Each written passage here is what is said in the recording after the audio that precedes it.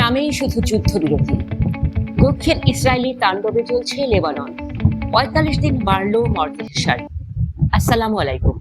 ১৬ মে ২০২৬, যখন সারা বিশ্ব আশা করেছিল যে আমেরিকা ও লেবাননের মধ্যকার ৪৫ দিনের যুদ্ধবিরতি চুক্তিটি সাধারণ মানুষের জীবনে শান্তি আনবে, ঠিক তখনই দক্ষিণ লেবানন থেকে আসছে এক বিভীষিকাময় খবর।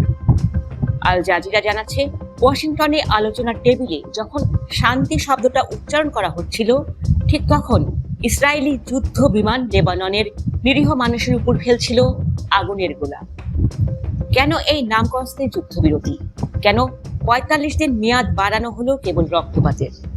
আজ আমরা উন্মোচন করব শান্তির আড়ালে ইসরায়েলি বর্বরতার আসল রূপ। ১৬ মের আল জাজিরা রিপোর্টে উঠে এসেছে এক হাড়হিম করা তথ্য। ওয়াশিংটনে মার্কিন পররাষ্ট্র দপ্তর যখন ঘোষণা করল যে ইসরায়েল ও লেবানন আরও ৪৫ দিনের জন্য যুদ্ধবিরতি বাড়াতে রাজি হয়েছে, তার কয়েক ঘন্টার মধ্যেই দক্ষিণ লেবাননের ৯টি শহরে জোরপূর্বক উচ্ছেদের নোটিশ জারি করে ইসরায়েলি সেনাবাহিনী। এরপরই শুরু হয় বিমান হামলা। এই তথাকথিত যুদ্ধবিরতির গত এক মাসে অন্তত ৭০০ মানুষ প্রাণ হারিয়েছেন, যাদের মধ্যে অসংখ্য নারী ও শিশু রয়েছে। অর্থাৎ আলোচনার টেবিলে চুক্তি সই হচ্ছে আর জমিনে চলছে নির্বিচার গণহত্যা। মানবাধিকার সংস্থাগুলো বলছে, দক্ষিণ লেবাননের গ্রামগুলো এখন ধ্বংসস্তূপে পরিণত হয়েছে। ইসরায়েলি বাহিনী কেবল সামরিক লক্ষ্যবস্তু নয়, বরং বসতবাড়ি, হাসপাতাল এবং অ্যাম্বুলেন্সের উপর সরাসরি আঘাত হানছে।